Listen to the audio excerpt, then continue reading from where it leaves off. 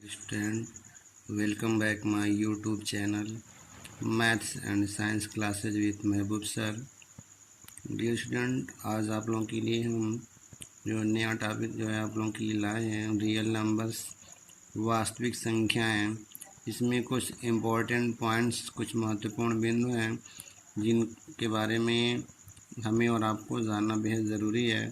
तो गाइस आइए, इसमें कुछ रूल्स दिए गए हैं जिनके बारे में हम जानते तो हैं बस, लेकिन उनका यूज कहाँ होता है और क्या उनके कॉन्सेप्ट होते हैं उसके बारे में हम जानने की कोशिश करते हैं।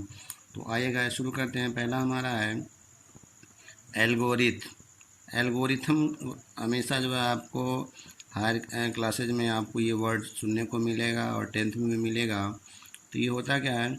An algorithm is a series of well defined steps which gives a procedure for solving a type of problems। यानी एल्गोरिथम एक सुपरिभाषित कदम है जो एक प्रकार के समस्याओं को हल करने का तरीका प्रदान करता है। यानी एल्गोरिथम एक ऐसा स्टेटमेंट होता है, ऐसा वेल डिफाइंड सीरीज होता है जिसको हम दूसरे जो है समस्याओं को हल करने में हम उसका यूज करते हैं। ठीक है, यानी एल्गोरिथम एक सुपरिभाषित एक कदम है जो एक प्रकार की समस्याओं को हल करने का जो है तरीका प्रदान करता है, प्रोवाइड करता है। आया बात समझ में? दूसरा हमारा है लेमा। लेमा क्या होता है? A lemma is a proven statement used for proving another statement। यानी लेमा एक ऐसा सिद्ध कथन होता है जो दूसरे कथन को सिद्ध करने में प्रयोग किया जाता है, लेकिन स्वयं सिद्ध नहीं किया जा सकता है।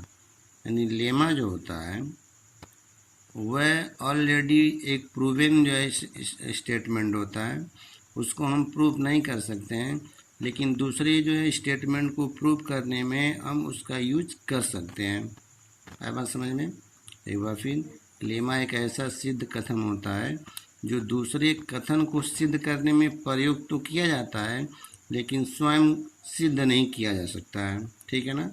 वह ऑलरेडी क्या होता है? प्रूवन स्टेटमेंट होता है। ठीक है, बहुत सारे जब आप जो है थ्योरम और जो है थ्योरम जब पढ़ेंगे और कोलियरी पढ़ेंगे तो उसमें इसका यूज किया जाएगा आगे क्लासेज में। थर्ड हमारा है यूक्लिड्स डिवीज़न लेमा। यूक्लिड का जो है डिवीज़न लेमा, ये होता क्या है? यूक्लिड्स, ये मैथमेटिशियन का नाम है। डिवीज़न लेमा स्टेट्स दैट, ये बताता है क्या? For any two positive integers, किसी भी दो धनात्मक पूर्णांक a और b के लिए, we can find two whole numbers, हमें दो पूर्ण संख्याएं मिलती हैं q और r, इस तरीके से कि ये स्टेटमेंट यानी a is equal to B into Q plus R, जहाँ अलग अलग एक को हमको बोलते हैं डिवाइडेंड, बोलते हैं भाज्य, और b जो होता है वो डिवाइजर भाजक, q जो होता है वो क्या होता है? कोशेंट यानी भागफल, और r जो होता है वह रिमाइंडर यानी शेषफल। कंडीशन क्या होना चाहिए कि r जो हमारा रिमाइंडर है वह 0 से बड़ा या 0 के बराबर, बट क्या हो? डिवाइजर यानी b से क्या हो? लेस हो। ठीक है ना? ये स्टेटमेंट ये यूक्लिड डिवीज़न लेमा कहलाता है। ठीक है, इसका एक फार्मूला होता है, ये कहने का मतलब क्या है? Dividend is equal to divisor into quotient plus remainder, ये स्टेटमेंट है। इसको आप प्रूव कर सकते हैं इसके हेल्प से। इसे जैसे मान लीजिए 7 डिवाइड बाई 3, यानी 7 में 3 से डिवाइड करना है, तो 7 क्या है? डिवाइडेंड है, 3 क्या है? डिवाइजर है।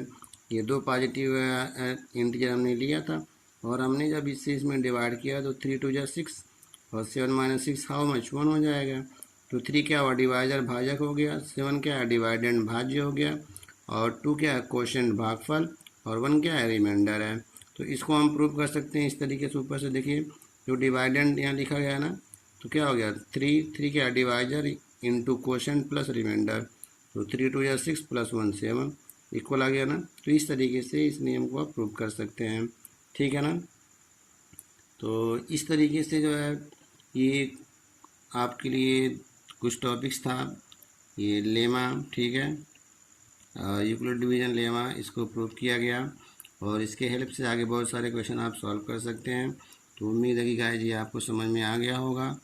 आज के लिए बस इतना ही, और आपसे मेरी गुजारिश है कि अगर इन चीज़ों से अगर आपको वाकई अगर कोई चीज़ आपको मिल रहा है, कुछ सीखने को मिल रहा है, तो आप लाइक करें, शेयर करें, चैनल को सब्सक्राइब करें, ठीक है। Thank you, all the best, take care.